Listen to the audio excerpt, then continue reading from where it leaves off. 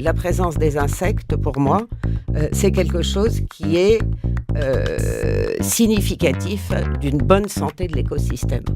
Par exemple, si on prend le cas des moineaux, et quand même la disparition de 3/4 des moineaux en 17 ans, si je me trompe pas, et ben quand même, la question des infractuosités est une question centrale pour beaucoup d'ornithologues. La Covid, notre enfermement, l'apparition d'animaux dans nos rues, le chant des oiseaux, c'est aussi une apparition du sauvage, et là qui fait plaisir. Mismatch, le podcast qui aime croiser les perspectives pour explorer tous les possibles. Lors des confinements de 2020, les citadins ont fait l'expérience aiguë de leurs différents sens, étouffés jusqu'alors par la frénésie urbaine. Ils ont appris à distinguer ce qui les entoure, les englobe et leur demeurer invisibles. Les travailleurs de première ligne, venant souvent de loin pour faire tourner l'économie, mais aussi les animaux sauvages qui s'emparaient de la ville désœuvrée, vidée de ses occupants et usagers.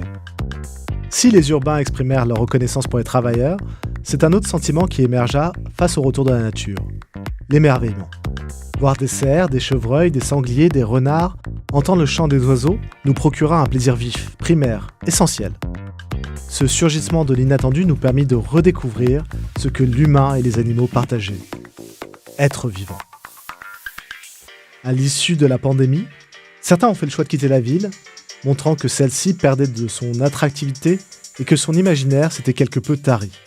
Et pourtant, la ville, autrefois espace d'émancipation, de rencontres, de tolérance, n'est-elle pas l'endroit propice pour réfléchir au mode de relation à construire avec les animaux ?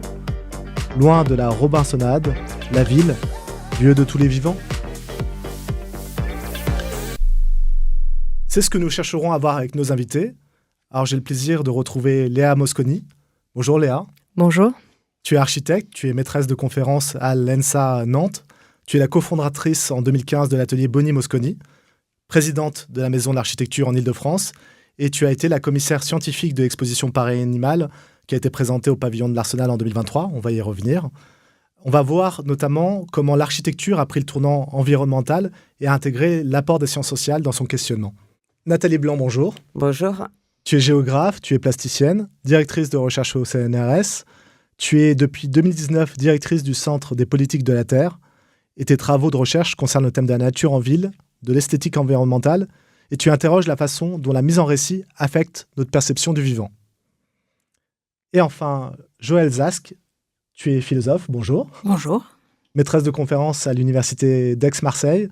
Tu es membre de l'Institut universitaire de France et depuis 2022 du Centre Norbert Elias. Tu t'intéresses aux conditions d'une culture démocratique partagée. Et avec ton livre qui a eu un grand succès, Zoo City, des animaux sauvages dans la ville, qui a été repris d'ailleurs en poche en 2024 après une parution initiale en 2020, tu reviens sur la présence des animaux sauvages dans nos villes et tu réfléchis aux formes d'une vie potentielle et d'une forme de coexistence avec les humains. Dans une seconde partie, nous retrouverons Simon Kobigo, architecte paysagiste et cataphile, qui nous permettra d'envisager la ville dans ses épaisseurs. Alors dans cette première partie, pour débuter, on va peut-être faire un peu d'histoire. On va revenir sur la chronologie qu'a établie l'exposition Paris Animal, Léa. L'idée, c'est de comprendre comment l'humain partage la ville avec les animaux, et ce, sur le temps long. C'est ce que vous vous êtes proposé de faire. En effet, quand on a commencé cette exposition, on s'est dit que, évidemment, ce qui nous intéressait et un des premiers enjeux, c'était de regarder les présences animales en ville en raison de questions écologiques, mais que la question de la cohabitation était aussi un des axes structurants pour nous. Et au fur et à mesure de l'enquête, parce qu'en fait c'est une enquête qui a duré 3 ans, on allait interroger des historiens, des philosophes, des écologues, des naturalistes. J'avais eu la chance de rencontrer Nathalie Blanc. On s'est dit qu'établir cette partition sur le temps long, ça nous permettait de regarder des points de bascule, alors évidemment en les affirmant, en les caricaturant un peu. Et donc on a établi 4 périodes. Une première période qui remonte, on va dire, de la période gallo-romaine à la période médiévale, où il y a une forme de cohabitation, un entremêlement des corps dans la ville, qui est extrêmement fort. Alors pour des raisons utilitaristes, évidemment, pas à cause de l'élevage, de l'abattage, de la force animale et autres, mais en fait, on remarque qu'il y a une promiscuité extrêmement forte. Et donc, ce qui occasionne des rapports assez forts et des relations assez fortes, et puis par moments aussi des événements singuliers. Et notamment, il y a une anecdote qui a été très commentée, qui a été racontée par Michel Pastoureau dans son livre, qui est en 1131, il y a un jeune roi, tout jeune roi, qui traverse Paris à cheval, et son cheval bute sur un cochon qui vagabonde, le roi tombe, se blesse et meurt. Et donc, cette anecdote, il me semble qu'elle est assez intéressante parce qu'elle raconte à la fois le vagabondage des ports, ce qui me semblait raconter quelque chose de la ville. Ça raconte aussi qu'on va essayer de légiférer parce que on se dit que c'est complètement déshonorant qu'un roi meure à cause d'un port, et donc on va commencer à légiférer pour contrôler ce vagabondage des ports. Et ce que je trouve très intéressant, c'est qu'on ne va pas réussir à appliquer la loi. Parce qu'on a beau légiférer, en fait, les porcs sont là parce qu'aussi ils mangent les détritus et autres, et qu'il y a une manière de vivre qui est instaurée à ce moment-là, qui est extrêmement forte, et qu'il va falloir plus d'événements pour réussir à basculer. On bascule à la fin du Moyen-Âge, et alors là, je caricature un petit peu, mais dans une forme, on affirme, on va dire, une domination des corps, une domestication de la ville. Et là, la question de la chasse me semble assez intéressante parce qu'on voit que, on va dire, oui, à la fin du Moyen-Âge, on va passer d'une chasse qui se fait dans un corps à corps très fort, d'animaux très sauvages et dans des forêts qui sont souvent représentées dans des tableaux de manière extrêmement, mystérieuse. Et donc, on va passer de ça à des chasses qui vont participer à une domestication du territoire, avec un peu plus tard l'instauration du pavillon de chasse, des forêts domaniales extrêmement dessinées, et évidemment la chasse qui devient une chasse au cerf, on chasse à distance et autres. Donc ça, c'est une anecdote, mais pour moi, elle raconte très bien comment tout à coup, on domestique notre rapport à l'animal, sa présence dans la ville, sa présence dans le territoire. Donc deuxième période. La troisième période qu'on avait identifiée, c'est aujourd'hui. On avait voulu enquêter sur les présences animales aujourd'hui. Et puis on avait une dernière période dans l'exposition qui ouvrait des pistes sur les cohabitations à venir. Ouais. On est vers un chemin, enfin il y a une relation qui est asymétrique entre l'homme et l'animal qui s'écrit, avec une question de la domestication, de la mécanisation des corps aussi, qui a fait écho à la révolution industrielle. Exactement, et c'est vrai que la mécanisation des corps, et donc j'ai évoqué très très rapidement avec cette question de la chasse, en fait elle ouvre une période qui ne va cesser de mécaniser le corps animal, et le 19e siècle en est vraiment l'affirmation la plus forte où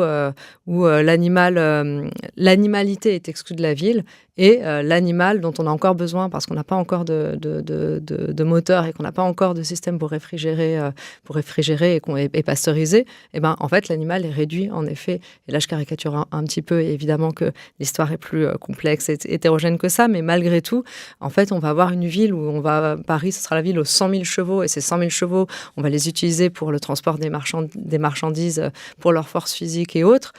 Mais en fait, ils seront vraiment réduits à l'état de machine. Et donc, en effet, c'est extrêmement intéressant de voir qu'on est dans un point de bascule où à la fois l'animal est présent, mais l'animalité est extraite, et l'animal est présent, mais il est présent dans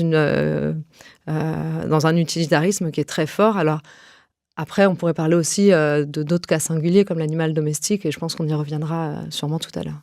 Mais il y a cette question intéressante du rejet de l'animalité hors de la ville, avec des animaux domestiques qui, eux, sont dans la ville et qui sont acceptés, et des animaux familiers. On est dans une catégorisation de l'animal qui peut se faire de façon assez subtile, Joël. On peut penser animaux domestiques, on peut penser animaux de rente, on peut penser animaux sauvages, animaux liminaires, peut-être aussi on pourra revenir sur cette catégorie-là. Mais vous, dans Zoocity, vous revenez vraiment sur la catégorie de sauvage en disant que c'est celle-ci qui est la plus structurante pour comprendre la relation qu'on peut nouer entre humains et animaux. Ouais, en tout cas, c'est celle qui paraissait la plus intéressante parce qu'elle permettait justement de renvoyer dos à dos deux conceptions qui ont une grande influence sur la fabrique de la ville et finalement sur l'évolution de nos sociétés, ainsi que sur nos rapports aux animaux. C'est-à-dire d'un côté le sauvage terrorisant et à l'opposé le bon sauvage. Et il m'a semblé que parler des animaux sauvages en ville, dont j'ai fait l'hypothèse qu'ils seraient de plus en plus nombreux, Et là, on était en 2018-2020. Mais ça, c'est l'écriture du bouquin, c'était en 2018. Oui, ouais, c'est ça. Et en fait, donc, permettait justement de sortir de cette alternative. Alors, le sauvage associé à la terreur, d'ailleurs, il y en a énormément de témoignages depuis la nuit des temps. Par exemple, le sauvage était exemplifié par l'ours. L'ours était l'animal qui terrorisait tout le monde. C'était presque l'incarnation du diable. Il y a eu un glissement de l'ours au loup en Europe. Mais de fait, la nature liée à l'animalité, la bestialité, l'ennemi, l'incontrôlable, l'imprévisible qui terrorise est quand même relative à tout un registre par rapport auquel ou contre lequel la ville va être construite. Elle est construite aussi contre, finalement, ce qu'il y a de menaçant dans la nature englobant les bêtes sauvages qui nous dévorent, mais également les ennemis, les barbares, c'est-à-dire les sous-humains qui sont susceptibles aussi de nous dévorer. Donc finalement, il y a aussi quelque chose, depuis la nuit des temps, je me pensais à Jéricho, par exemple, une espèce de ville-forteresse, peut-être même la tour de Babel, cette forteresse vraiment qui tourne complètement le dos à la nature, qui est un intérieur sans extérieur, en fait. Donc il y a une rupture entre la ville et cette nature qui fait peur, qu'on va trouver finalement très présente dans toutes les villes du monde entier depuis sans doute la nuit des temps. Paris, par exemple, est une ville qui a été entourée de 7 séries de remparts, le périphérique étant peut-être la 8e. Donc ça, c'est un aspect. Et évidemment, qui dit nature terrorisante dit domination, éradication, suppression de cette nature-là. Donc, comment la contrôler ? Donc, je pense que justement, cette nature qui fait peur peut véritablement dériver, c'est très schématique ce que je dis, mais peut dériver une pratique, évidemment, de mise sous contrôle, d'extractivisme, de domination, d'extermination, qui d'ailleurs se retrouve tout à fait présente en ce qui concerne la gestion des animaux sauvages considérés comme nuisibles ou gênants. Et puis à l'opposé, donc on a ce mythe de la bonne nature, de la nature qui fait bien les choses, de cette nature qu'il faudrait accueillir très très généreusement. Est-ce que cette nature qu'on accueille, à laquelle on fait hospitalité en quelque sorte, avec laquelle on voudrait cohabiter, et également, si vous voulez, cette conception du sauvage qui nous permet de rester sur nos pieds en quelque sorte et de trouver des modalités de vivre ensemble qui permettent à chacun de réaliser ce qu'il a en propre, c'est-à-dire en ce qui concerne les animaux, leur cycle de vie, en ce qui me concerne, mon individualité, et choses de ce genre. Et donc, c'est là qu'on peut déboucher sur une autre conception du sauvage, moi, qui est très présente d'ailleurs dans une certaine littérature américaine de la frontière, de la wilderness, conçue comme zone de contact entre des mondes différents, en fait. Et c'est l'imprévisible, en fait. Et du coup, l'imprévisible n'est pas réservé aux animaux, mais en tout cas, ça peut nous permettre, d'une part, de redéfinir la liberté, puisque je ne pense pas qu'il y ait de liberté envisageable si nous sommes programmés comme des machines ou si nous agissons dans un non-environnement. Et par ailleurs, je trouve que ce qui est intéressant aussi, c'est que justement, l'imprévisible permet de flouter la frontière entre ce qu'on appelle les humains et les non-humains. Il y a de l'imprévisible dans la petite mésange qui fait son nid, il y a de l'imprévisible chez mon enfant, il y a de l'imprévisible partout, en fait. Je veux dire, le vivant n'est pas prévisible. Bien sûr qu'il y a des choses qui sont conformes à des rythmes dont on peut anticiper l'évolution, mais ou l'accomplissement. Mais le fait est qu'il y a de l'imprévisible. C'est-à-dire qu'aucun être vivant n'est réductible à ses conditions environnementales de production, en quelque sorte. Et c'est ça qui est extraordinaire, en fait. Et du coup, on peut être, on peut, disons, avoir une conception du vivant qui n'est pas du tout fondée sur des analogies de l'identité, de la ressemblance, nous sommes des êtres vivants comme tous les êtres vivants, c'est-à-dire sur un gommage des différences, comme le veut aussi une certaine philosophie du bon sauvage, sans pour et par contre, au contraire, disons, penser le vivant comme une pluralité sans fin d'espèces et d'individus. et d'individus à l'intérieur des espèces. Donc ça, je pense que la pensée de l'individualité à l'intérieur de chaque groupe, que ce soit un groupe social, un groupe économique, un groupe, une espèce, etc., justement, nous permet de comprendre un autre aspect du sauvage. Il y a une multitude d'espèces, mais il y a aussi une multitude de représentations des espèces. Il y a une question de projection et d'imaginaire qui va être associée à la vie du vivant et à la vie animale. Et vous, Nathalie Blanc, vous avez commencé à travailler il y a une trentaine d'années sur ce qui était rejeté, ce qui était à la marge, qu'on ne voulait pas voir, à savoir le cafard. En fait, quand j'ai commencé à travailler sur blattes ou cafards, de leur nom savant, je venais des Beaux-Arts et donc je travaillais sur le déchet à l'époque. Et je ramassais dans les caniveaux des petites cuillères en plastique, etc. Je faisais des performances avec ces déchets. Et donc, travailler sur la question de la nature en ville, ça m'a paru très justifié immédiatement de s'intéresser à des animaux qui sont du côté du déchet. Et véritablement, les animaux du côté du déchet, il y a le rat, bien évidemment, qui est fortement associé au déchet. Il y a le pigeon, éventuellement. Mais il y avait aussi les insectes et la prolifération d'un certain nombre d'espèces animales autour de ce traitement des déchets. Donc, et le cafard, pour le coup, réunissait en son corps, d'une certaine manière, à la fois d'être un déchet symbolique, d'être un déchet qui profite de nos déchets. Donc, c'était absolument parfait pour... Et en travaillant sur le cafard, j'ai découvert que le prisme, l'entrée par l'insecte était sous-valorisée absolument. Alors, non seulement du point de vue des animalistes, c'est-à-dire il y a moins de gens qui s'intéressent, des écologues qui s'intéressent aux insectes, que d'écologues qui s'intéressent aux grands mammifères ou à d'autres espèces.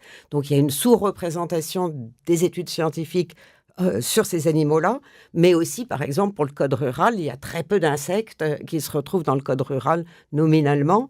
Donc, on a une sous-estimation de l'importance des insectes, ce qui explique peut-être d'ailleurs que 70% des insectes s'effondrent en ce moment et ça passe sous le radar de manière générale. C'est-à-dire que personne ne réagit à cet effondrement de cette biodiversité-là.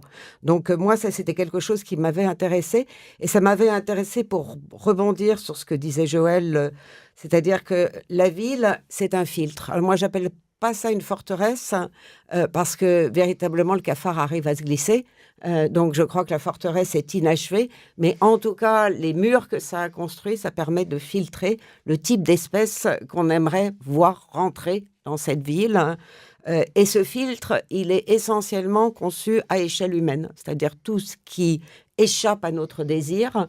C'est pour ça que j'avais parlé d'animaux désirés et non désirés à l'époque. Eh bien, tout ce qui échappe à notre désir n'a pas le droit de citer, d'une certaine manière. Désirer le cafard, c'est pas évident, ni symboliquement, ni concrètement, d'une certaine manière. Alors, travailler sur l'insecte, c'est aussi venir de la science-fiction. C'est aussi avoir un prisme et un regard sur ce qui nous horrifie. Parce que La Mouche de Cronenberg et d'autres films de série B des années 50 prennent l'insecte comme modèle de l'horreur, et l'insecte géant notamment. Alors que ce sont des intelligences qu'on a beaucoup de mal à mesurer. Donc, il y a un autre angle où travailler sur l'insecte dans la ville, c'est important, c'est que de là, parce que je suis géographe, donc je suis quelqu'un qui va faire du terrain, qui passe des heures avec des étudiants qui manient un parapluie japonais en battant les arbres pour voir combien d'insectes descendent dans le parapluie japonais. Et du coup, ça m'a permis de travailler sur la biodiversité, puisque l'insecte, c'est des oiseaux, ça fait partie de cette chaîne alimentaire. Et c'est beaucoup plus facile de travailler sur la biodiversité qu'en rentrant par des espèces emblématiques de mammifères, par exemple. Donc, on a immédiatement, tu parles insecte et tu vois cette chaîne alimentaire. Et son effondrement n'est pas tant un souci pour nous, c'est-à-dire qu'on n'a pas d'empathie pour des individus insectes. Alors j'ai un collègue qui a de l'empathie, qui fait des portraits de bourdons, des portraits d'individus bourdons, en montrant à quel point chaque bourdon est différent d'un autre. Et cette idée du portrait de l'insecte, on arrive à faire des portraits de singes, des portraits de chiens, mais pas des portraits d'insectes. Et du coup, ça ouvre finalement sur le fait qu'on pense tout de suite population et qu'on pense tout de suite gestion. Alors c'est vrai avec le rat et c'est vrai aussi avec le pigeon. C'est moins vrai avec des animaux emblématiques, on arrive à individualiser. En fait, on rentre par le nombre avec l'insecte et avec le nuisible de manière générale. Et c'est vrai que quand on parle de Paris, on parle du nombre de rats, par exemple, et on n'évoque jamais le nombre d'insectes. C'est assez rigolo. Et dernière chose sur cette question des insectes et de la biodiversité, c'est que travailler sur l'insecte et la biodiversité, c'est d'abord un regard à penser, en tout cas, à la diversité des intelligences à l'œuvre dans la ville, la diversité des schèmes cognitifs, la diversité, la manière dont la ville est un milieu pour beaucoup d'autres intelligences que la nôtre. Et ça, je trouve que décomposer la ville, ne pas adhérer finalement à ce mythe humain qui consiste à en faire un habitat uniquement humain, et donc la décomposer en milieux, ça me semble être une opération importante de modestie habitante, on va dire. Oui, et puis peut-être sortir de la ville comme artefact technologique, technique. C'est ça. Toute la réflexion sur la Smart City dont on a parlé aussi en préparation de cette émission. Toi, tu as une façon de définir la ville ou une façon de l'approcher qui est différente. Tu dis c'est un milieu qui est bio, physico, chimique et ça relie à la question forcément de la vie et la question de la santé.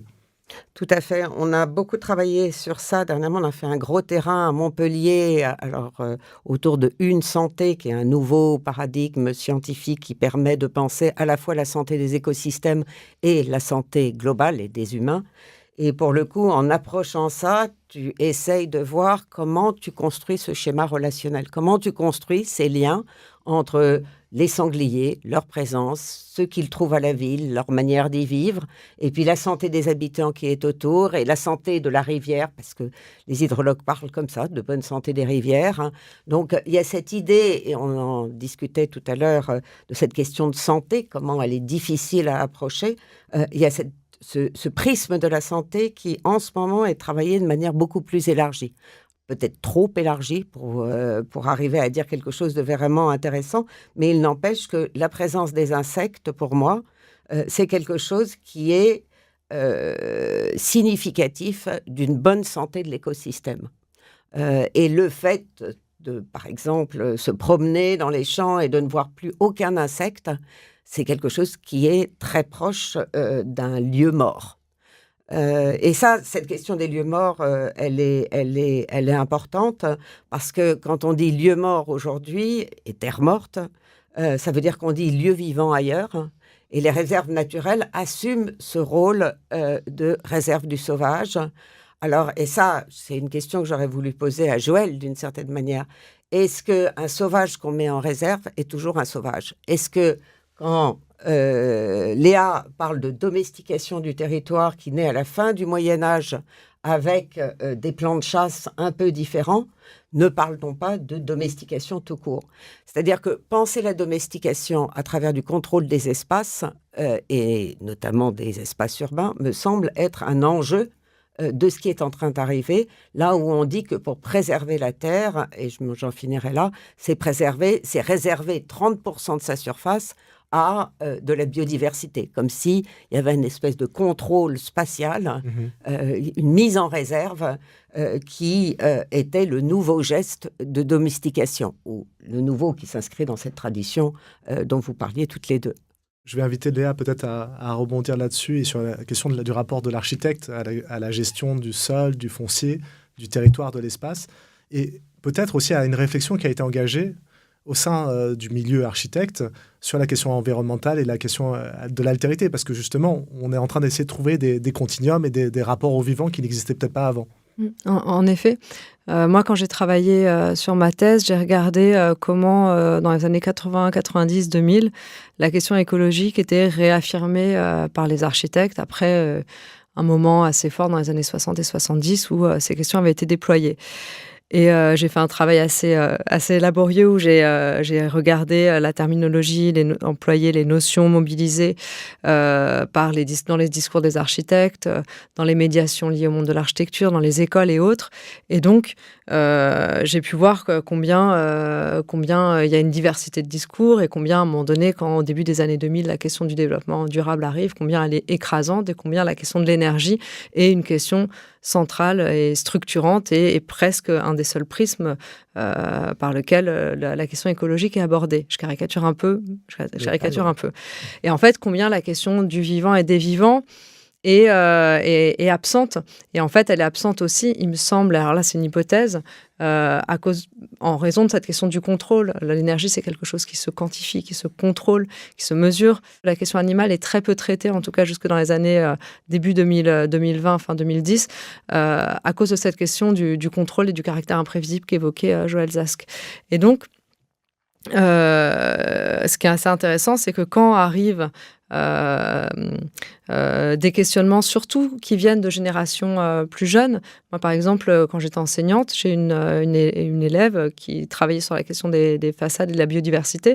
Elle me parlait énormément des ouvrages de Nathalie Blanc, dont elle débattait avec ses camarades. Et donc, c'est quelque part de cette génération que montait et de leur intérêt pour ces questions animales que montaient, après, au sein du corps enseignant et autres, ces sujets. Et donc, ce que je trouve assez intéressant, et moi qui m'a... c'est que tout à coup, arrivent des paradoxes.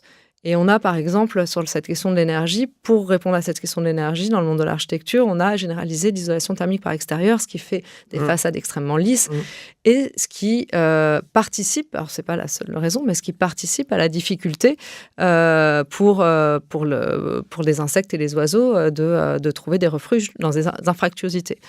Et en fait, cette question, elle est balayée d'un revers de main par beaucoup d'architectes en disant moi, c'est pas tes petits oiseaux et ces petits qui vont changer ces questions d'énergie qui, elles, sont sérieuses et à prendre au sérieux. Moi, c'est des discours que j'ai beaucoup entendus.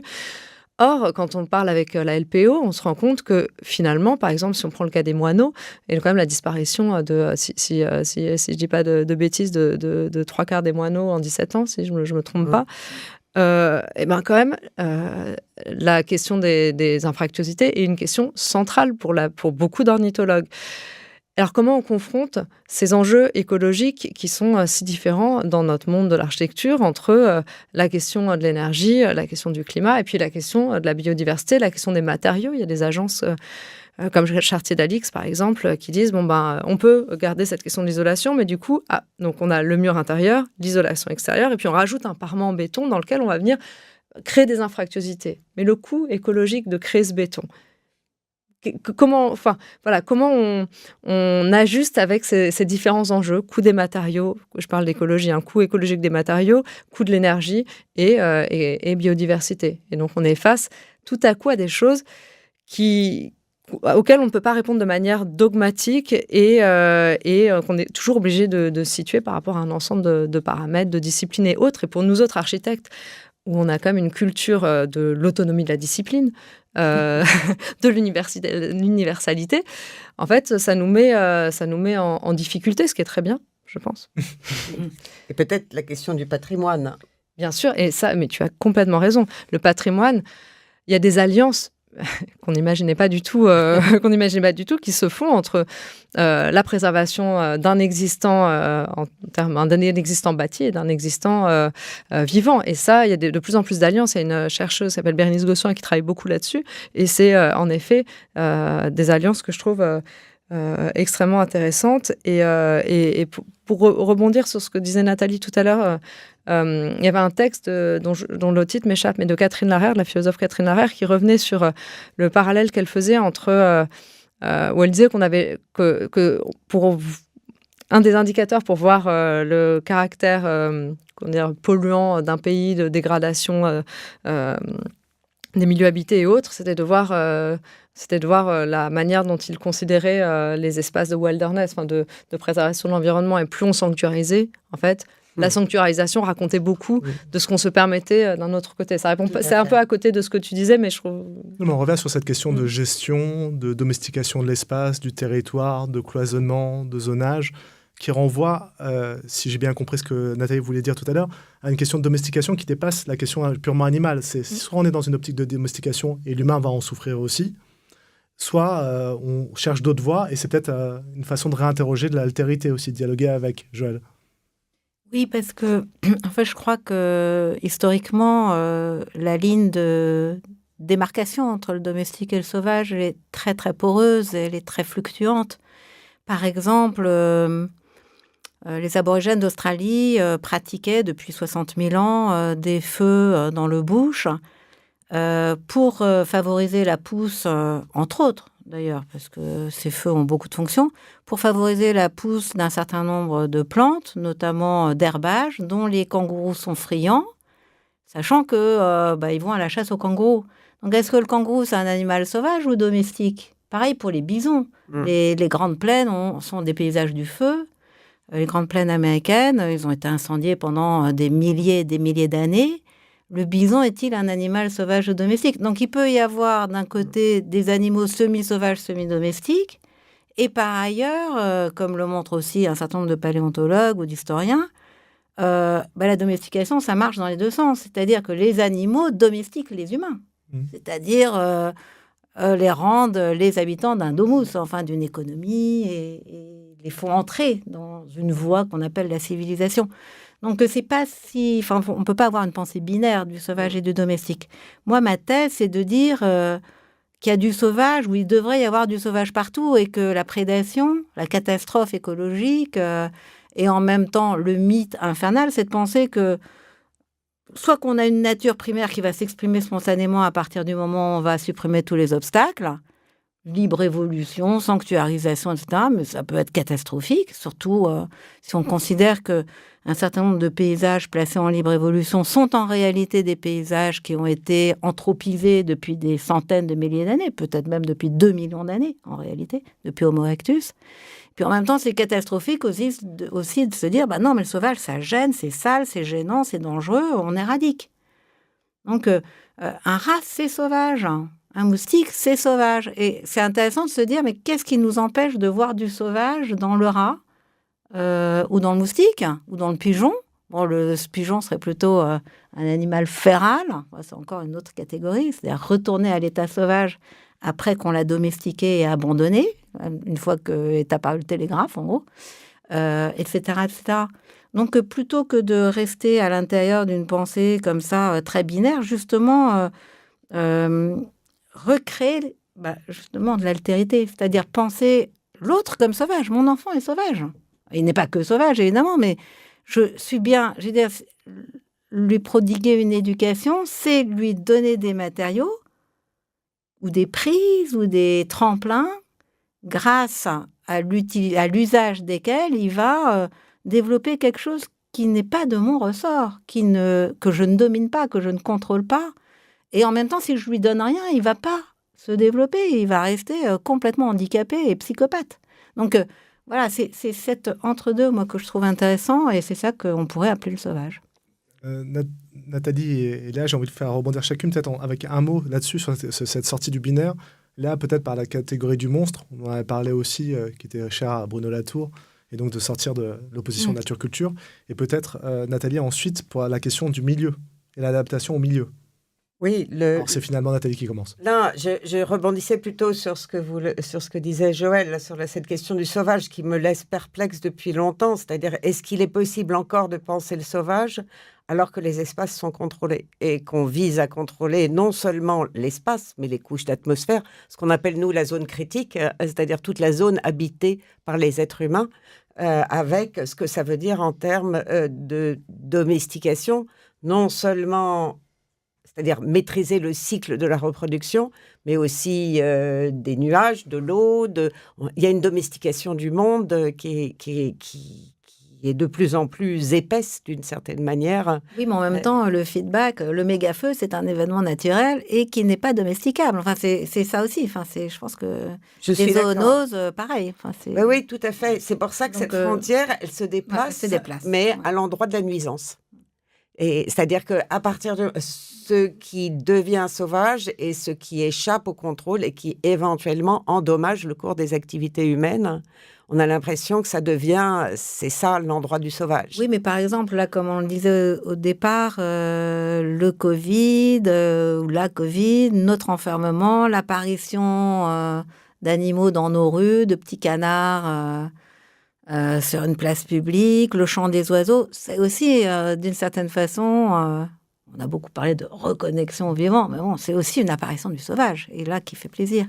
Donc, il y a peut-être les deux. Enfin, je pense que... Oui, et puis l'autre chose, c'est on a des machines dans le champ de la cybernétique qui sont pensées comme des machines capables d'appréhender l'imprévisible. C'est-à-dire non plus des machines qui dévident un programme, mais des machines qui sont justement programmées à partir de feedback pour appréhender des événements qui ne font pas partie de leur programme. Donc, en fait, là aussi, cette frontière tente à devenir floue, quoi, d'une certaine manière. Et ça nous oblige, nous, chercheurs en sciences sociales, à quand même vachement travailler ces questions. Aléa. Ça me permet peut-être de rebondir sur la question du monstre, parce que c'est vrai que nous, avant de faire cette exposition, on avait fait une exposition au Frac Centre pour laquelle on avait interrogé, on avait fait participer Bruno Latour au travers d'entretiens filmés autour de la manière dont il parle du monstre. On avait pris tous ses livres et on avait regardé cette figure du monstre. Et c'est en regardant le monstre pour des questions d'altérité, pour réfléchir à comment est-ce qu'on tisse des liens, comment est-ce qu'on cohabite avec celui qui a un autre corps que le nôtre, d'autres manières de réagir, d'autres odeurs, d'autres manières de se déplacer. Enfin, comment est-ce qu'on cohabite avec le monstre? Pour nous, c'était pousser la question de l'altérité de manière peut-être un peu plus forte. Et c'est vrai qu'on est passé du monstre à l'animal en se disant, en fait, l'animal, il incarne assez bien déjà, je dis l'animal, les animaux dont on fait partie. Comment dire, ces liens pas toujours évidents à construire, ces seuils à instaurer peut-être aussi, pour réussir à se considérer autrement que comme nuisible et comme gestion de risque ou autre, quoi. Et donc c'est vrai que cette figure du monstre, elle me semblait assez intéressante. Et justement, si on le traduit en langage architectural, si on doit trouver un langage commun avec d'autres espèces et la vie animale, quelles sont les modalités par lesquelles on va pouvoir recréer ce continuum? Vous avez parlé du seuil il y a une seconde. Il y a le seuil, en effet, qui me semblait important, parce que c'est vrai que dans les enquêtes qu'on a pu mener avec des anthropologues, des archéologues et des géographes ou autres, la question de la conjugaison d'espaces, à la fois on est en capacité de se réunir, d'espaces dans lesquels on est en capacité d'être proche, mais à distance, c'est une question extrêmement importante. Et c'est vrai qu'il y a Nathalie en parlerait mieux que moi, mais par exemple sur la question du rat, nous, en faisant des enquêtes avec des habitants, on s'est rendu compte que quand il y avait des rats à travers une grille, alors que la distance était relativement proche, en fait, c'était pas forcément toujours problématique. Mais ce qui était problématique, c'était le surgissement du rat, donc le caractère imprévisible, ce que tu évoquais, le surgissement du rat, et dans un espace qui pas forcément dans un espace dans lequel il n'y a pas de seuil, pas de limite ou autre. Et donc c'est vrai que pour ça nous semblait extrêmement important de penser au seuil qui peut être aussi une différence de niveau. Et j'aime beaucoup cet exemple du jardin de Gilles Clément, le parc Matisse à Lille, où en fait il a surélevé de 7,50 m une portion du jardin. Sur cette portion de jardin, il y a une biodiversité incroyable et beaucoup de nombreux animaux qui seraient pour nous insupportable s'ils étaient à notre niveau. Cette biodiversité, elle ne se développerait pas du tout de la même manière non plus si on pouvait y aller. Et quelque part, ça la met un peu à distance. Et en fait, finalement, on cohabite dans une relative proximité, mais ce décalage de quelques mètres rend cette cohabitation possible. Il y a le seuil, ça m'a fait penser, la façon dont on parle, ça m'a fait penser aussi à la culture japonaise, tu sais, le fait de... Oui. Tu enlèves tes chaussures en entrant dans l'appartement, tu nettoies tes pieds, tu rentres, tu passes d'un espace à un autre, qui devient l'espace de l'hospitalité. Et Joël, j'aurais peut-être voulu t'entendre sur cette question justement de l'accueil. Comment on fait pour accueillir l'altérité? Là, en l'occurrence, je pense que l'accueil et l'hospitalité, c'est pas pareil, et qu'il y a effectivement peut-être à amplifier la distinction entre les deux. L'hospitalité, en fait, elle est relative à l'espace de la maison, et ça signifie en gros ouvrir sa porte à l'étranger. Ça paraît très généreux d'un côté, mais de l'autre, on s'attend à ce que l'étranger suive les us et coutumes du lieu où il est accueilli. Et ça, c'est vraiment très important. C'est comme disait Descartes, c'est sa morale provisoire. Agit en l'absence d'une morale universelle et transcendante, agit conformément aux coutumes des lieux que tu fréquentes. Et du coup, je pense que l'hospitalité est en réalité adossée à l'attente de la docilité d'autrui pour adopter nos coutumes et pour ne pas mettre ses pieds sur la table, pour ne pas manger avec les mains, pour se conduire un peu comme l'un d'entre nous. Du coup, l'exigence morale, elle est très forte. En réalité, peut-être que le poids qu'on fait peser sur le dos de l'hospitalisé, en quelque sorte, c'est-à-dire la personne à qui on ouvre sa porte, est beaucoup plus lourd que si on se contente de l'accueillir. Alors l'accueil, c'est complètement différent.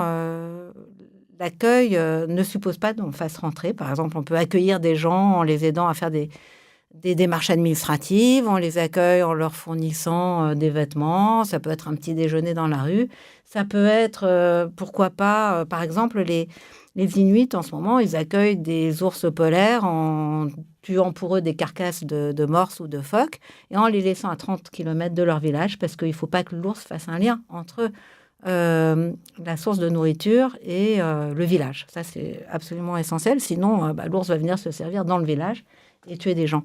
Donc, l'accueil peut supposer, en fait, une réflexion sur c'est quoi la bonne distance.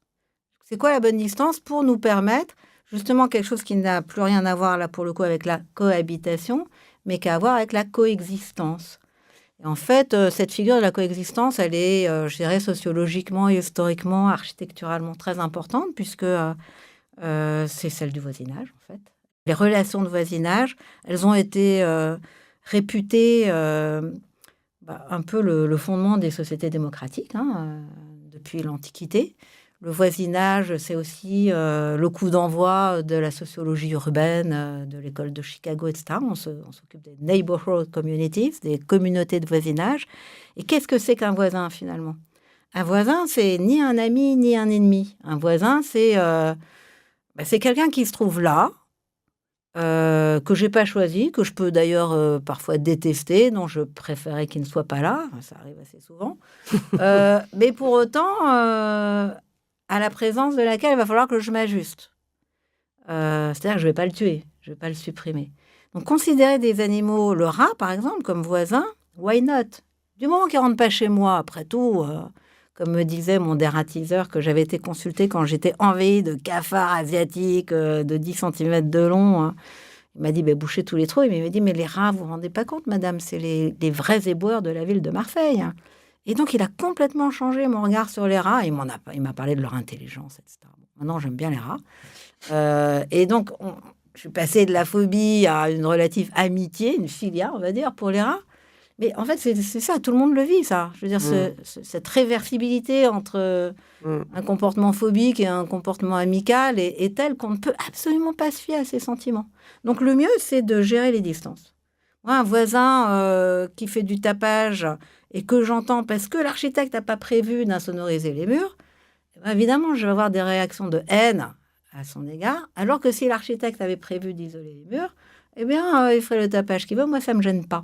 Et ça, c'est vraiment important. Je pense que les architectes devraient mettre des moustiquaires aux fenêtres, devraient mettre des éléments de métaux dans la fondation des immeubles pour pas que les rats puissent rentrer, devraient filmer les vitres pour pas que les oiseaux se tuent, etc. Il y a plein de petits gestes comme ça, je dirais, architecturaux. C'est peut-être pas si petit que ça, mais je trouve, qui permettraient de réfléchir en termes de voisinage et d'accueillir les animaux. Joël, quand vous parlez du dératiseur, ça me fait vraiment penser à la question de l'éducation, quoi, du rapport culturel et social qu'on entretient à ce qui nous entoure, aux vies, et le travail d'éducation. Et ça, c'est quelque chose que tu fais, Nathalie. Oui, c'est dans le cadre d'un programme de recherche qui s'appelle Cool Schools, pour ne mentionner que lui, qui porte sur la relation à la nature dans les cours d'école revégétalisés. Et on a travaillé effectivement avec les enfants, les enseignants et puis les services de la ville dans différents pays qui remettent cette nature au cœur de la cour d'école. Et alors, la réalité, et on est bien placé en tant que géographe de terrain pour voir à quel point nos discours sont loin des capacités des agents et des enfants et des parents à effectivement passer à l'acte de se reconnecter à cette nature, y compris dans les cours d'école. Parce que la première chose qui est mise en avant, c'est la question du risque et de la saleté. Alors, risque et saleté sont 2 mots-clés au point qu'on a pensé à en faire un programme de recherche à l'échelle européenne, développer une culture de risque. C'est-à-dire essayer de ne pas penser le fait qu'une ortie puisse piquer, qu'un insecte puisse éventuellement piquer, que la boue, on parlait de bouseux à table, eh bien renvoie à la saleté, à un comportement qui n'est pas bon, qui n'est pas juste, et surtout qui donne plus de travail, notamment aux femmes, aux familles monoparentales, notamment dans les quartiers défavorisés. Donc on a tout un problème, quand on réintroduit la nature, on peut parler de cohabitation, de juste distance, mais pour beaucoup de gens, la juste distance, c'est qu'il n'y en ait pas. C'est qu'il n'y en ait pas du tout. Faut quand même être très réaliste, c'est que c'est un surplus de gestion dont les gens ne voient pas toujours la pertinence. C'est cette pertinence qu'entre nous, on peut partager, voir cette force du lien au vivant, cette force du lien à la nature, hein, pour des gens qui ont des origines rurales et qui mettent leurs enfants en ville, pour des gens qui ont peu de temps et pour lesquels la propreté des vêtements de leurs enfants peut représenter quelque chose. Pour tous ces gens-là, ce lien-là, il n'est pas évident à développer. Alors c'est très culturel dans le sens qu'on le voit par exemple en Hollande, où on a été dans des cours d'école qui sont d'invraisemblables terrains d'aventure, où les petits, tout petits y compris, grimpent à très haut, plus haut que moi, donc c'est pour dire, très haut pour vivre leurs aventures de pirates en vigie ou je ne sais quoi encore. On voit que cette culture de risque, elle n'est pas la même dans tous les pays. Et c'est pareil, ces enfants mettent une espèce d'uniforme quand ils arrivent à l'école et puis vont se tremper dans la boue, vont jouer avec de l'eau et ça ne pose pas de problème, c'est culturellement ancré. Alors, ça repose aussi sur une culture de l'assurance au sens s'assurer contre, c'est-à-dire que ici, dans nos écoles et dans beaucoup d'espaces publics, c'est la puissance publique qui est responsable et donc, voilà, ils cherchent à éloigner le risque éventuel d'un procès, de mise en recours, etc. Donc, alors que, on l'avait vu à Rotterdam, ça doit dépendre aussi des écoles, pour le coup, c'est le parent qui prend une assurance pour son enfant. Donc, l'assurance, elle est individualisée. Et donc, on a plus même, et donc les directeurs, etc., n'ont pas ce souci de la responsabilité.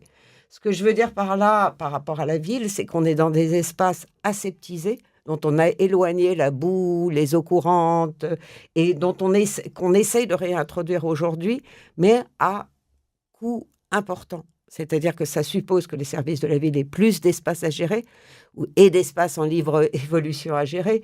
Ça suppose de gérer les ordures, de gérer aussi ceux qui s'abritent dans ces espaces, comme par exemple au bois de Vincennes, où on a des sans-domicile qui ont élu justement domicile là parce qu'ils sont cachés par cette biodiversité. Donc, c'est la biodiversité rempart.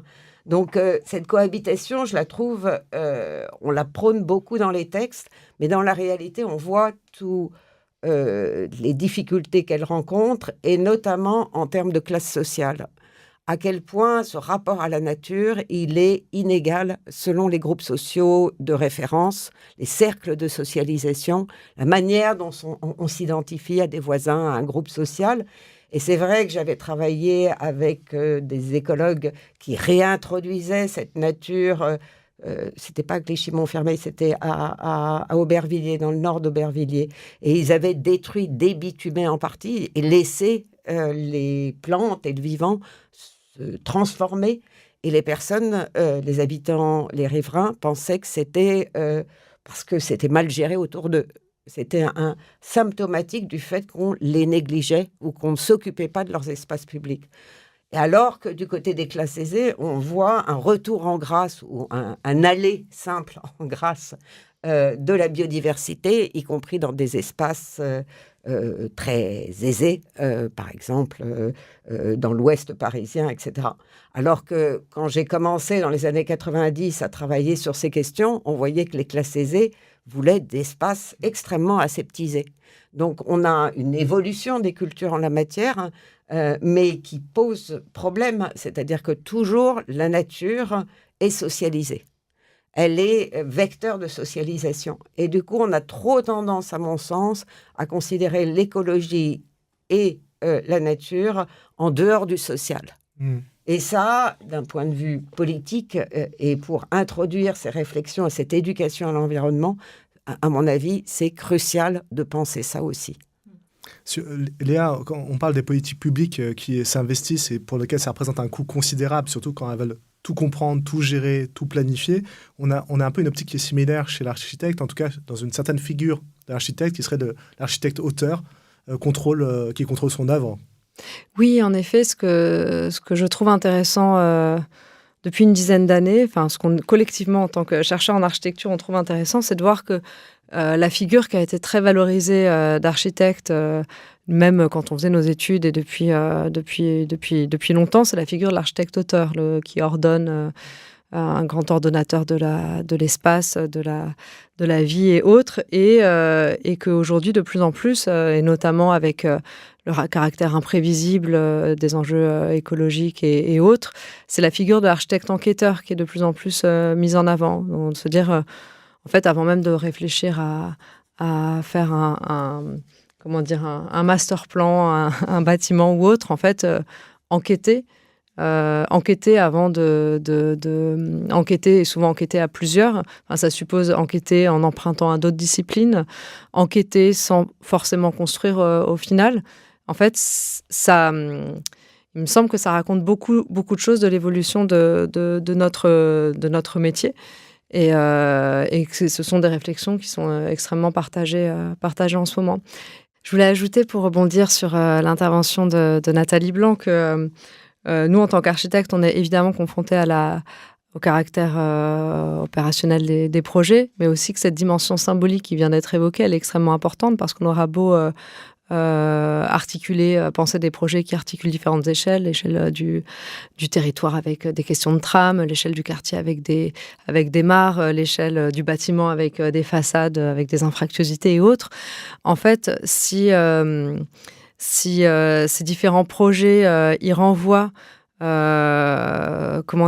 l'image d'une ville qui n'est pas tenue, en tout cas ce qui est perçu comme ça par certains habitants, ces projets auront être parfaitement pensés, ils ne seront pas mis en œuvre, ils ne pourront pas être mis en œuvre. Et s'ils sont mis en œuvre de manière autoritaire, évidemment que ça ne fonctionne pas plus, parce qu'ils seront vécus comme une négligence, ils renverront quelque chose d'extrêmement désagréable. Et même, ça va être très dur d'habiter des lieux dans lesquels on a l'impression d'avoir été négligé. Donc je ne sais pas comment est-ce qu'il faut réfléchir à cette dimension-là. Je ne sais pas s'il y a une dimension de langage architectural et urbain, de changer du langage. Le langage de la modernité est quand même extrêmement pesant, cet imaginaire aseptisé de ces façades rutilantes, tenues. Quand même, un des titres des ouvrages de Le Corbusier, c'est Quand les cathédrales étaient blanches, qu'il y a quand même un rapport à ce qui est tenu, ordonné et contrôlé qui est extrêmement fort. Et pour moi, ça vient aussi avec un langage, un imaginaire. Il y a peut-être un travail. Alors, j'enfonce des portes ouvertes, dire qu'il faut travailler sur les imaginaires, c'est quelque chose d'extrêmement véhiculé. Mais en tout cas, on le voit avec les habitants, auxquels quand on enquête ces habitants, on se rend compte que, pas avec tous, mais avec certains groupes sociaux, évidemment, il n'y a aucun souci avec le jardin des plantes qui montre certaines de ces parties qui sont complètement entretenues différemment, on va dire. Mais en tout cas, dans certains quartiers, c'est mal vécu. Et donc, peut-être qu'il y a quelque chose à penser du côté du langage et des imaginaires. Il y a une dimension du contrôle qu'on a vue au début de notre échange et qu'on voit réapparaître au fil de vos interventions. Par opposition à ça, il y avait... toutes les trois, vous l'avez souligné au cours des entretiens préparatoires, l'image du jardinier. Par exemple, pour vous, Nathalie, c'était l'image de la culture, de cultiver, de faire grandir, d'augmenter la puissance d'agir, de regarder, d'inscrire dans le temps long aussi. Je pense qu'en écho à la fois à votre question et aux propos de Léa Mosconi, je voudrais revenir sur les questions d'appropriation. et l'appropriation citoyenne des aménagements qui sont faits autour de la réintroduction de la nature en ville, que ce soit des mares, que ce soit des façades végétalisées, que ce soit des pieds d'arbres.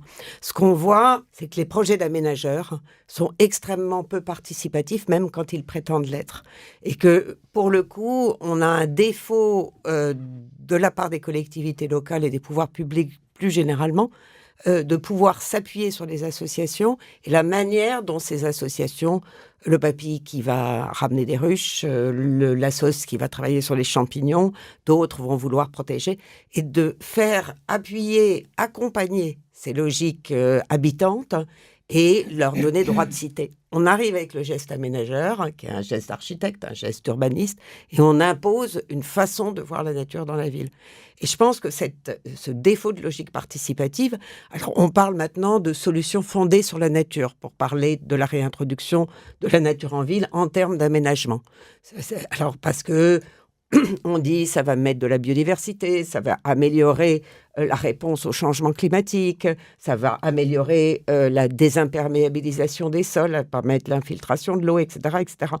Mais tant que ces logiques-là ne sont pas appropriées, qu'on ne travaille pas avec les habitants, il y a peu de chances que la culture vis-à-vis du vivant change, parce que c'est avant tout perçu comme une intrusion dans l'organisation de son espace.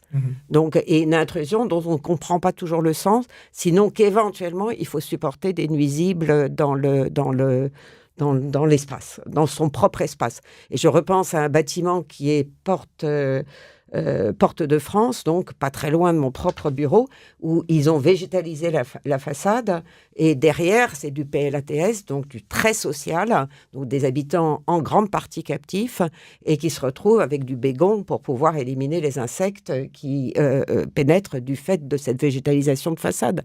Donc on est sur un geste d'aménagement qui est dénué de vie et dénué d'interaction avec les habitants, souvent. Je ne dirais pas toujours, mais en tout cas, la logique de l'aménageur va vraiment dans ce sens-là.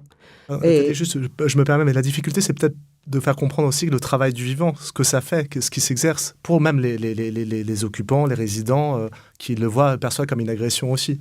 Qui le perçoivent comme une agression. Alors, c'est quand tu viens d'un milieu rural, forcément, que tu es nué de moucherons ou d'araignées ou de je ne sais quoi encore qui pénètrent dans ton espace domestique, l'habitude de les en chasser est acquise, en fait.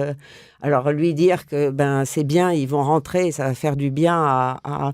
Pourquoi, chez moi, je suis obligée de subir ça parce que je suis en logement très social, alors que des gens qui seraient dans des logements pourraient l'avoir, mais à la bonne distance, en fait. Et c'est là où ça rejoint les propos de Léa, c'est-à-dire que la question de la distance est vraiment très importante. Et quand on parle de laisser faire, puisque vous veniez sur ça, et de libre évolution, comme on parle dans le langage écolo et d'aménagement, en fait, encore une fois, laisser faire avec qui, pour qui et quand. Je pense que pour moi, c'est quelque chose que je disais aux aménageurs dès les années 2000 en disant mais aménager, c'est ménager et c'est faire avec moins, c'est pas faire avec plus, laisser. Et ça coûtera moins cher. Mais ça, c'était un langage inaudible d'une certaine manière parce que c'est une façon de dire ne faites pas votre métier. Donc, je suis de plus en plus sensible avec les années qui passent à la raison de chacun, aux raisons de chacun de faire ou de ne pas faire, à l'importance de travailler avec les raisons de chacun pour faire ou ne pas faire, y compris dans l'adversité quand je ne suis pas d'accord avec ces raisons-là. Ça ne veut pas dire accueillir et être d'accord avec tous, mais en tout cas, savoir les entendre pour aménager la ville, ça me semble très important. Est-ce que ça ne nous ramène pas finalement à la question d'arriver à réaménager un espace public qui puisse prendre en charge ces raisons de faire de chacun et les soumettre à la question de l'intérêt général et la discussion? Il y a un bon exemple, je pense à un exemple qui va tout à fait dans ce sens-là, c'est le réaménagement des ruelles à Montréal, qui est vraiment un mouvement bottom-up. C'est-à-dire qu'il se trouve que Montréal est construite au carré, suivant un plan quadrilatère très classique en Amérique du Nord, et que la façade des immeubles, qui sont des bâtisses d'environ 3 étages, donne sur rue, et que l'arrière des immeubles sont séparés par des ruelles qui ont été conçues pour la livraison du charbon, donc dans les années 1850. Et ces ruelles ont été à l'abandon, elles ont servi de garage, de poubelle, etc., d'entassement de toutes sortes de choses. Et puis un certain nombre d'habitants se sont dit, pourquoi ne pas, je ne sais pas, vous êtes venus comme ça, pourquoi ne pas utiliser ces ruelles pour faire des espaces de vie? Et donc certaines ruelles ont été nettoyées, aménagées, l'arrière des maisons s'est ouvert sur la ruelle. On y a installé des tables, des frigos, des bibliothèques d'ailleurs aujourd'hui, des paniers de basket, etc., etc. Et puis on a planté, on a végétalisé, on embellit. C'est un espace public parce que en fait, il n'est pas du tout réservé aux habitants de la ruelle. Il est pour tout le monde, mais c'est un espace public qui n'est pas ostentatoire, qui n'est pas visible. Et cette dissociation entre le public et le visible, moi, elle me semble vraiment très, très intéressante à cet égard-là. Maintenant, il se trouve que la municipalité a eu vent de cette affaire. Certaines associations qui se sont formées ou des groupes de riverains ont demandé l'autorisation de bloquer les ruelles à la circulation en installant, par exemple, de grands bacs à fleurs à l'entrée et à la sortie. Et puis, il faut qu'ils s'entendent. Mais maintenant, les municipalités ou les mairies d'arrondissement, parce que c'est comme ça que ça fonctionne, ont emboîté le pas à des demandes de riverains, ont posé un certain nombre de normes, ont en particulier soumis l'acceptation et même l'aide à la végétalisation des ruelles, à la formation d'une association qui comprendrait telle ou telle personne qui s'engage pour une durée déterminée, etc.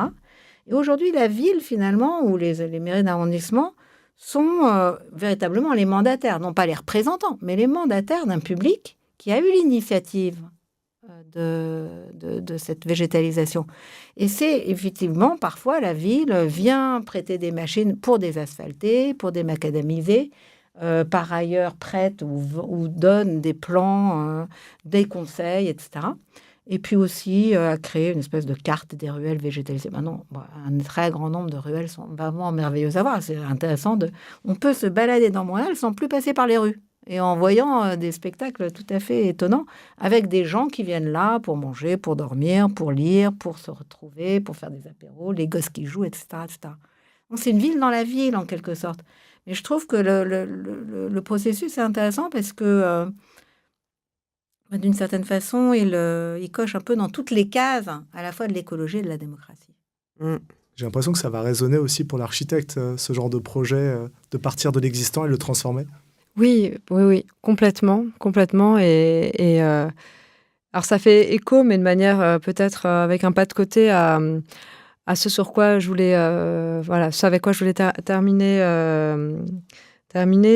qui est une question qui me semble importante, même si elle peut sembler finalement anecdotique. C'est ce que l'on fait de l'héritage de cette domination qu'on a pu avoir, qu'on a encore complètement, en tout cas de l'héritage architectural, à savoir qu'est-ce qu'on va faire des eaux, les abattoirs, tous ces lieux en fait qui ont incarné cette relation. Et moi, en fait, au départ, quand on a fait l'exposition Paris Animal avec Henri Bonny au pavillon de l'Arsenal, la première chose qu'on voulait faire on avait fait une exposition en Belgique, une petite exposition là-dessus, c'était juste parler des zoos, en disant finalement le zoo, vu l'évolution de notre rapport à l'écologie et puis au vivant, finalement c'est un modèle qui va être obsolète ou en tout cas à réinterroger fortement.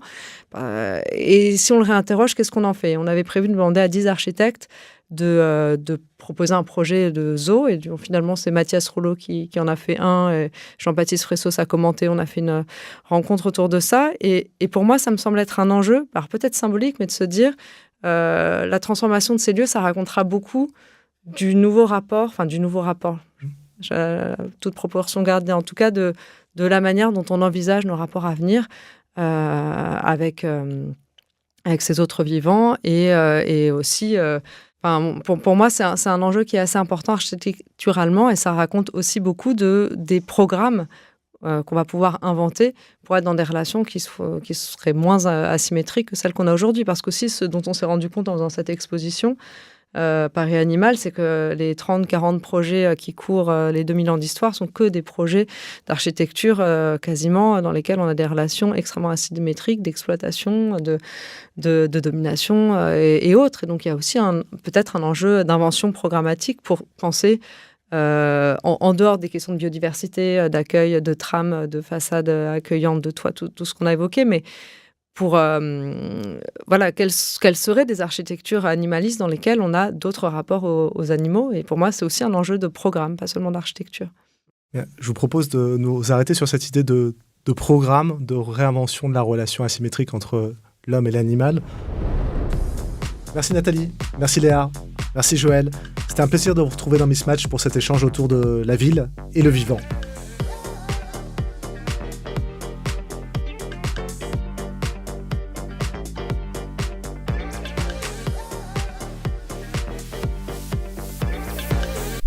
Et pour cette seconde partie de Mismatch consacrée à la ville, lieu de tous les vivants, j'ai le plaisir de retrouver Simon Kobigo, qui est architecte et bientôt paysagiste, qui a écouté la première partie de nos échanges avec Léa Mosconi, Nathalie Blanc et Joël Zask. Et on va peut-être d'abord revenir sur ton parcours, ton itinéraire à la fois scolaire et intellectuel, puisque tu as commencé par des études d'architecte.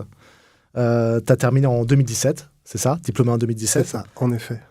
Et dans ton mémoire, c'est pas commun de terminer un mémoire consacré à l'architecture en disant que l'architecte doit se réinventer. Pourquoi ça? Je crois que c'est avant tout une conviction profonde, conviction que j'ai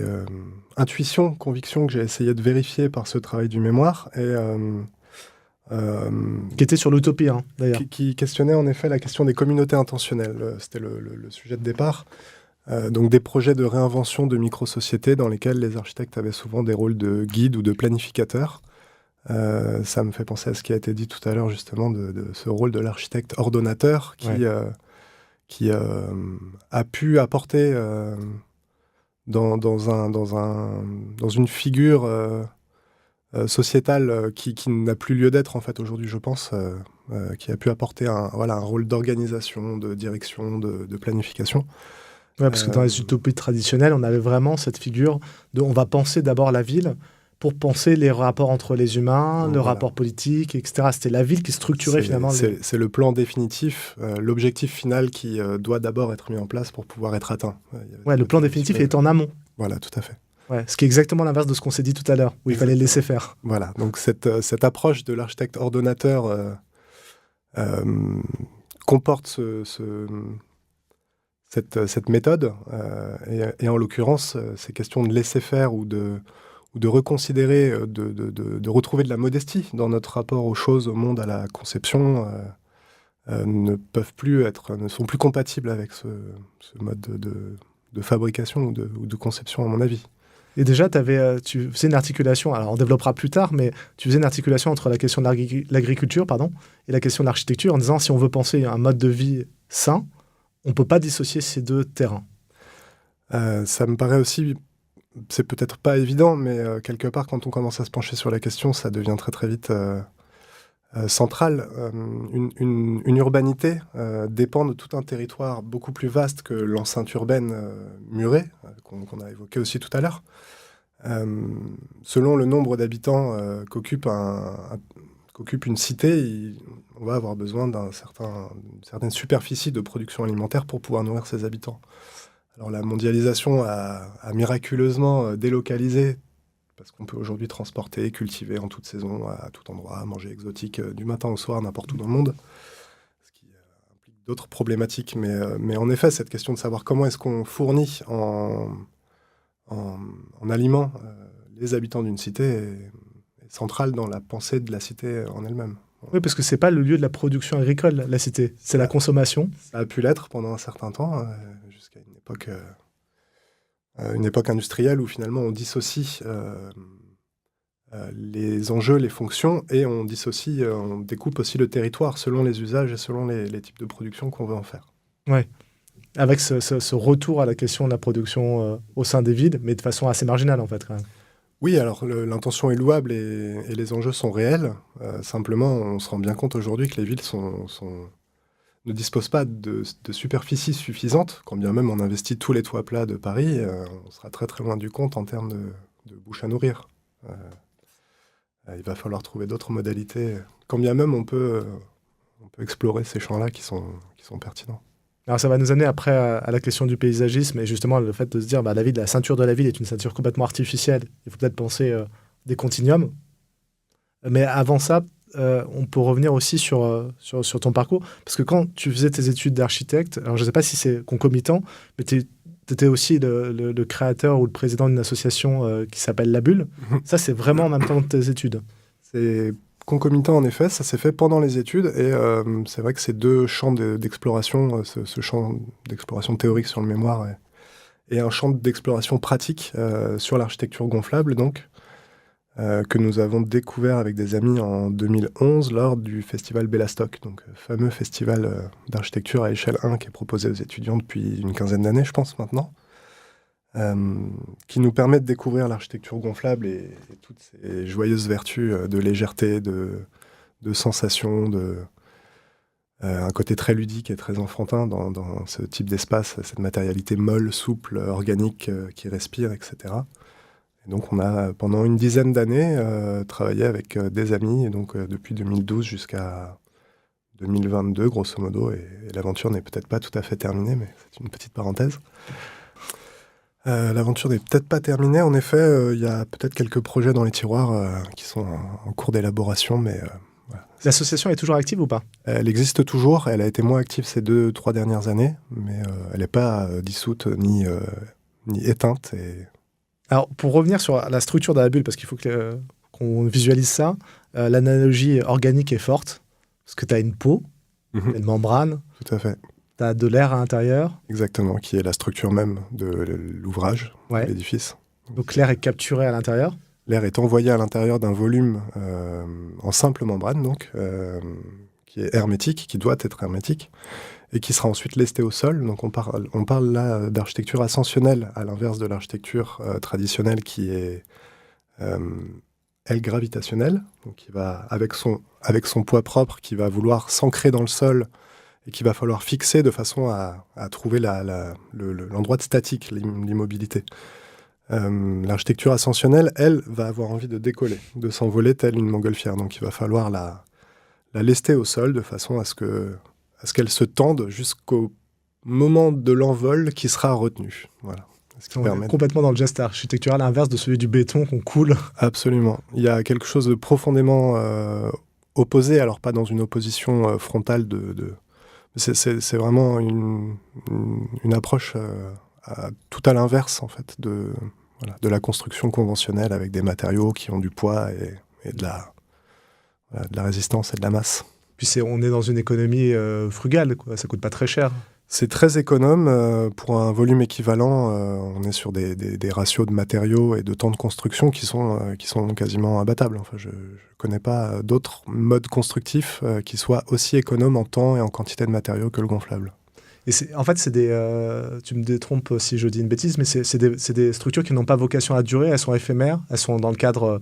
Alors vous aviez 3 piliers dans votre association, je te laisse peut-être les décrire. En effet, alors les 3 axes de travail, c'était tout d'abord un champ ludique ou festif. Il y a aussi plusieurs actions qu'on a menées qui étaient plutôt sur le champ du politique ou du social, donc par exemple avec des soutes populaires à destination des personnes réfugiées à la porte de la Chapelle, à une période où il y avait pas mal de monde et de problématiques sanitaires à cet endroit. Et un 3e volet... qui est la pédagogie et l'éducation. Qui est plutôt sur le volet de la pédagogie et de l'éducation. Merci, en effet. Ce volet-là, il n'était pas tant sur les événements qu'on produisait, mais sur le fait qu'on a beaucoup fabriqué de structures avec des étudiants qu'on initiait donc à ce mode constructif, qui est très abordable, très, très rudimentaire et très simple, où on part de patrons qu'on vient assembler bord à bord, un peu comme de la couture. Donc il y a quelque chose de très ludique et de très enfantin, de très simple à fabriquer ce genre d'ouvrage. Ça rebondit aussi avec ce qui a été dit, peut-être de façon fine, mais qui était importante, c'est la participation citoyenne. Là, on est vraiment dans des structures où déjà les associations font appel à vous, donc il y a un dialogue avant même de monter la structure pour quelle est la vocation et la mission, et puis les usagers qui vont se servir de cette structure-là. Tout à fait. C'est vrai qu'il y avait souvent des mécaniques assez complètes entre la création d'un événement ou d'un moment, entre des besoins et des demandes, et voilà, la relation entre le public ciblé qui fait appel à nous ou pas, mais comment on l'intègre en amont dans la création de l'événement, comment il peut participer à la création de l'enveloppe de cette structure qui va abriter ce moment de partage ou de découverte de connaissances ou autre, et le moment où on va vivre, on va habiter cet espace jusqu'au dégonflement au départ. Donc, il y avait quelque chose d'assez exhaustif, d'assez complet dans ce travail. Et on revient vraiment à la question tout à l'heure abordée de la coexistence, de la cohabitation, comment on crée des espaces qui ne sont pas forcément prévus comme tels et où il y a de la vie. Que l'espace sur lequel on s'implante soit désuet, délaissé ou très occupé quotidiennement, le fait d'y implanter, d'y gonfler ce genre d'ouvrage va le transformer dans tous les cas. Et c'est ça qui était vraiment fort et au cœur de cette pratique, c'était de s'approprier, avec ou sans autorisation. On a testé pas mal de cas de figure, mais vraiment en fait de transformer un mode d'habiter sur un espace donné, que ce soit une place, que ce soit un jardin, à l'intérieur d'un hangar assez volumineux, et sans forcément savoir quelle transformation allait advenir, mais de les observer, de pouvoir les commenter ensuite. J'aime bien l'idée d'autoriser ou pas autoriser, parce que ça renvoie à une autre de tes pratiques. Dans la bulle, il y a la dimension ludique. Toi, tu as pratiqué la dimension ludique de la ville à travers un autre espace invisible, puisque tu es cataphile. Je ne sais pas si tout le monde sait ce que ça veut dire cataphile. Est-ce que tu peux nous expliquer ? Alors, je suis cataphile, peut-être à prendre avec des pincettes, parce que c'est un milieu très codifié, et je ne sais pas si j'ai eu toutes mes danes.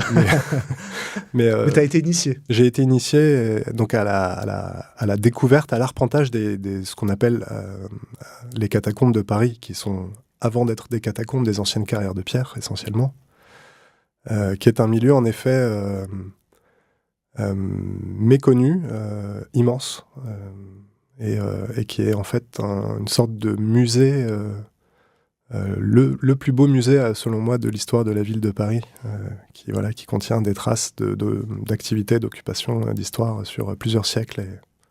Combien de kilomètres ? Si je dis pas de bêtises, presque 400, 380 et quelques kilomètres de galeries mises bout à bout, ce qui revient à peu près à Paris-Lille en ligne droite. C'est considérable, et c'est surtout concentré dans l'ouest parisien, c'est ça ? Sur la rive gauche. Donc, rive gauche, ouais. Les arrondissements sud. La rive gauche est constituée de calcaire essentiellement, et c'est une pierre qui a donc été extraite pour la construction de tous les grands ouvrages de la ville. Les églises en premier lieu qui se construisaient sur leur propre sous-sol, puis les quais de Seine, les grands monuments. Donc en fait, tu retrouves en dessous, en creux, la structure qui est à la surface. Ça. Si on regarde une coupe de la ville de Paris, grosso modo, tout ce qui va être apposé, additionné au-dessus de la ligne du sol, sera d'abord excavé de son dessous. Donc on a un jeu de plein et de vide entre le sous-sol et la surface qui sont évidemment un dialogue. Et après, il y a eu un moment où on a relié les espaces. Joël parlerait de niches et de passages, quoi. En effet, ouais. C'est vrai qu'il y a eu plusieurs petites niches. Chaque église ou chaque congrégation religieuse avait sa carrière pour son église, et puis finalement, de niche en niche creusée dans le sous-sol, il y a finalement des connexions qui se sont établies. C'est devenu donc une sorte de labyrinthe assez étendu, et puis il a fallu au bout d'un moment surtout le consolider, ou en tout cas en avoir la connaissance géographique déjà, de le cartographier, de pouvoir l'ausculter, observer dans quel état les galeries et le ciel des galeries donc dans quel état elles étaient, afin d'éviter les fontiers et les effondrements, donc qui ont parfois aspiré des places entières ou des immeubles. Et avec j'ai cette expression que j'adore, qui est le ciel des galeries, quoi. On est sous terre et on parle de ciel. Tout à fait. Et c'est étonnant de le regarder de cette façon. On peut parfois, dans le ciel de la galerie, justement, voir les dernières racines d'un arbre qui sera en surface, qui transperce donc le plafond des couloirs, et qui vient capter de l'humidité dans l'oxygène à cet endroit-là. Donc on est vraiment tout à l'envers, tout en dessous de tout ce qui est en surface sur la ville. Et puis un autre rappel de la surface, c'est les plaques des noms des rues, quoi. En effet, donc les couloirs aménagés pour relier les différentes carrières qui forment cette entité aujourd'hui ont été creusés donc, en parallèle aux espaces publics de la surface, puisque la propriété d'une parcelle en France considère le sous-sol également. Donc l'inspection générale des carrières, qui était une institution publique, s'est attachée à respecter ce tracé parcellaire de la surface qu'on retrouve donc dans cette troisième dimension. Et donc on a dans la plupart des couloirs dans les carrières actuellement, on a encore les plaques gravées à Meum-la-Roche du nom des rues, qu'on retrouve encore pour la plupart en surface. Certaines ont été effacées, par contre des rues plutôt moyenâgeuses qui ont disparu. C'est assez fascinant d'imaginer qu'on se promène dans un double de la ville, quoi. Le négatif de la ville. C'est complètement un calque souterrain de la surface en plan, ouais. Et il y a des modalités de communauté ou de cité, de faire cité qui sont propres aux cataphiles et à ceux qu'on y croise. En effet, c'est une toute petite population qui fréquente ces lieux qui sont très difficiles d'accès et qui nécessitent quand même d'être un peu aventureux, d'être assez mobile. Évidemment, c'est assez contraignant de s'y promener, c'est pas du tout aménagé et ça peut être dangereux en cas de mauvaise préparation ou un accident banal peut aussi vite devenir assez compliqué à gérer, par exemple. On peut ne croiser personne pendant plusieurs heures ou pas ? On peut ne croiser personne pendant plusieurs heures. Et étonnamment, il y a très très peu de fois où on descend et où on croise personne, par ailleurs. D'accord. C'est quand même, peut-être pas tout le temps, mais très souvent occupé. Et puis il y a des endroits plus appréciés que d'autres, et donc évidemment, on peut très facilement trouver du monde, en tout cas, dessous. Ça va jusqu'à créer un festival de cinéma Il y a eu en effet, sous l'ancienne cinémathèque française au niveau du Trocadéro, un collectif de l'ombre qui s'appelait la Mexicaine de Perforation, qui occupait les anciennes carrières donc sous la cinémathèque, et qui avait trouvé un accès pour remonter dans la cinémathèque, et qui, en contre-pied de cette programmation peut-être élitiste, eux organisaient un festival pirate avec fabrication de gradins et d'arènes dans cette carrière juste sous la cinémathèque pour...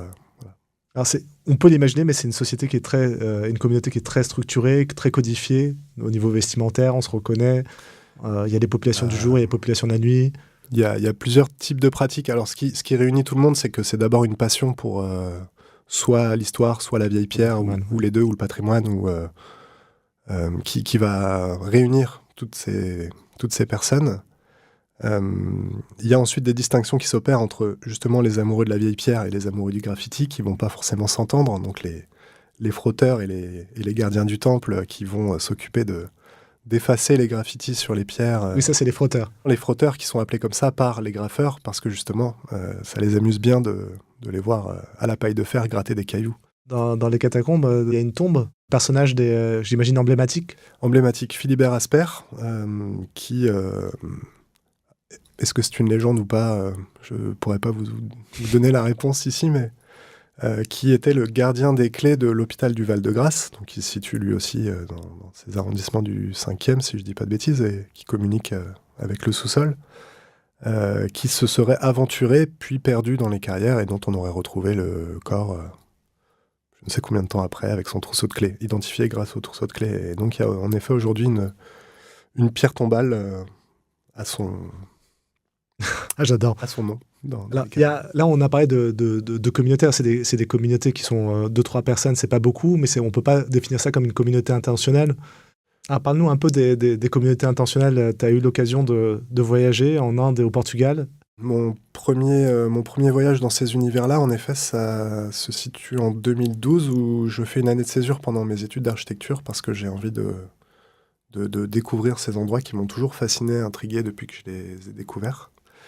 Donc Auroville, qui est situé en Inde, quelques kilomètres de Pondichéry, ancien comptoir français, qui est un lieu qui a été fondé dans les années 60 à l'initiative de Mira Alfaza, qui était la compagne spirituelle de Sri Aurobindo, lui-même contemporain de Gandhi, ayant fait ses humanités, comme on dirait en Angleterre, à la métropole à l'époque coloniale, qui ensuite est revenu en Inde, a participé au mouvement des Freedom Fighters et finalement a repris la direction de l'ashram de Pondichéry et était quelqu'un de très suivi et de très célèbre, n'est pas le bon terme, mais très apprécié par ses fidèles. Et cette personne avait développé toute une pensée au travers d'un yoga et d'une spiritualité qui aurait pour vocation de permettre à l'esprit humain d'accélérer son développement, donc peut-être d'atteindre par exemple des capacités de télépathie qu'on pourrait acquérir en stimulant pratiquement par nos gestes quotidiens et La méditation, la respiration. Exactement, tous ces outils de bien-être, mais pas seulement, selon lui. Et donc Mira Alfaza, après le décès de Sri Aurobindo au début des années 60, je crois, dans une de ses méditations, a la vision d'une ville dans laquelle cette pensée serait le centre de la vie quotidienne et où, une fois les hommes réunis autour de ces préceptes-là, pourraient constituer une ville qui serait un modèle de développement pour le futur de l'humanité. Et donc ce projet existe depuis plus de 40 ans aujourd'hui, presque 50 peut-être même actuellement. Et j'y étais à l'année des 40 ans. Et combien 4000 personnes à peu près 4000, 5000 personnes? Je ne saurais pas dire précisément aujourd'hui, mais il y avait à peu près 2500 ou 3000 habitants il y a une dizaine d'années. Il y en a peut-être un petit peu plus aujourd'hui, mais j'ai pas vérifié les chiffres, ça doit être 2500. Je ne sais pas si ça a beaucoup augmenté, et de fait, l'objectif initial des 50 000 habitants ne sera probablement jamais atteint, quelque part, ou alors dans quelques centaines d'années, si on suit la courbe. Mais à la limite, ce qui était le plus intéressant pour toi, c'était pas cette dimension-là spirituelle, c'était de voir comment on organise une ville qui était sur une zone désertique, si je dis pas de bêtises, et comment on arrive à redensifier et à végétaliser l'espace. Par le prisme de l'architecture et ou de l'urbanisme, c'est vrai que ce qui m'a intéressé, c'est d'observer que ces projets de communauté, donc celui-ci ou d'autres comme Arco Sentier aux États-Unis par exemple, ont eu besoin pour légitimer leur existence et pour justifier de leur réussite, quand bien même elle est discutable, ont eu besoin de s'implanter sur des territoires hostiles en termes de biotope, donc des territoires plutôt très abîmés par l'érosion, avec très peu de végétation et ou très peu d'eau. Avec donc le challenge de devoir d'abord recréer un biotope habitable et productif et confortable où pourront se développer, où pourra se développer la ville et où pourra exister la vie. Par ailleurs, il y a quand même toute une approche jardinière d'un grand territoire qui est assez extraordinaire, puisqu'il y a eu sur ces sites-là quand même des transformations et des progrès de l'écologie de ces milieux qui est assez fascinante. J'invite à regarder des images d'Euroville, parce que d'un territoire qui est au Portugal, complètement désertique, là aussi, et hostile, ils sont arrivés... Tamera pour cette communauté au Portugal, qui en effet se sont implantés sur 180 hectares de terre complètement érodées dans cette région du sud du Portugal, érodée par les cultures d'eucalyptus et de chêne-liège, avec des cycles de l'eau qui ont été donc complètement détruits ces 50-60 dernières années, mais comme à peu près partout. Et donc Tamera ont fait ce pari de régénérer les cycles de l'eau en implantant, selon les préceptes de Sepp Holzer, un Autrichien magicien de ces disciplines, ont refabriqué une vingtaine de lacs, de bassins de rétention d'eau, on pourrait dire grossièrement, mais qui aujourd'hui fonctionnent comme un lac naturel, et on a la sensation en y étant, si on ne connaît pas cette histoire, que ces ouvrages hydrauliques sont là depuis la nuit des temps. Et donc, en effet, regarder des images de ces endroits de l'avant-après ou des vues aériennes où on a un territoire de sable qui aujourd'hui est devenu plutôt luxuriant. C'est le genre de choses qui aujourd'hui me semble être, pour nourrir ces imaginaires, comme on disait aussi tout à l'heure, quelque chose d'assez enthousiasmant. D'ailleurs, pour faire le lien avec la première partie de Mismatch, on pourrait se dire qu'en observant les animaux, on trouve des courroies ou des liens avec le milieu qui nous permettent de régénérer cette vie qui nous entoure. La question animale est indissociable de la question des biotopes au sens large. Ils en sont constituants. Ce qui me vient en tête là, sur ce sujet-là, c'est aujourd'hui par exemple la redécouverte, je pense pour beaucoup, moi en premier lieu, de l'importance des castors dans la constitution des milieux aquatiques. Et j'invite tout un chacun à consulter les derniers écrits de Baptiste Morisot et de Suzanne Husky à ce sujet. C'est des pensées fascinantes et passionnantes. Et donc en effet, il y a des espèces qu'on appellera clés de voûte qui permettent de fabriquer de l'habitabilité pour d'autres et se pencher sur les besoins et sur ce qui sera propice au bien-être de ces espèces-là sera évidemment bénéfique pour ces espèces en premier lieu, mais pour toutes celles qu'elles vont permettre d'accueillir dans ces milieux qu'elles terraforment littéralement, en ralentissant, en retenant l'eau, plutôt qu'en la canalisant comme on peut voir. Voilà. Et un exemple qui nous avait donné en préparation sur le ragondin, je ne sais plus dans quelle ville, qui créait des nuisances pour les riverains. Et tout ça, ils se sont rendus compte que c'est parce qu'ils avaient imperméabilisé les berges. Donc le ragondin n'avait plus d'espace d'habitat et il gênait la population autour, alors que déjà, l'imperméabilisation des berges, ce n'est pas forcément une très très bonne idée. Tu me confirmes ? En effet, je confirme la capacité des rivières à éroder les berges. C'est ce qui va constituer le limon qui fabriquera en aval des plaines cultivables. Donc, ouais. L'agriculture n'est permise que parce que l'eau et les minéraux se mélangent dans ces frictions.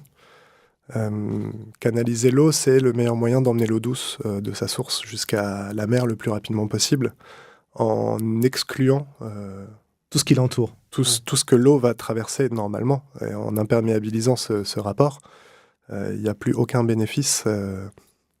Non seulement il n'y a plus les bénéfices de l'eau, mais quelque part, il va ensuite y avoir les méfaits du manque d'hydratation. Et donc, on va compléter par des forages qui vont nous permettre d'aller chercher l'eau de plus en plus en profondeur. On va imaginer des méga-bassines, on va imaginer plein de choses.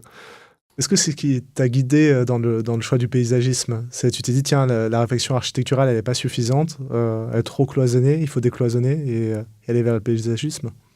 On pourrait le résumer comme ça a posteriori. Je ne pense pas que ce soit la façon dont je me le suis dit en cours de route. Mais je suis sorti de mon école d'architecture avec la sensation que c'était une discipline qui m'a passionné, qui me passionne toujours, et une réalité de la pratique professionnelle qui est très très loin de mes convictions, ou en tout cas de mes espérances, et dans laquelle je ne me sens pas de capacité à intervenir de façon positive. Par contre, toutes ces expériences, toutes ces découvertes, donc que ce soit les explorations du gonflable ou des sous-sols de la ville, que ce soit les recherches sur les communautés intentionnelles et les réinventions utopiques d'un monde plus vertueux, plus juste, plus louable.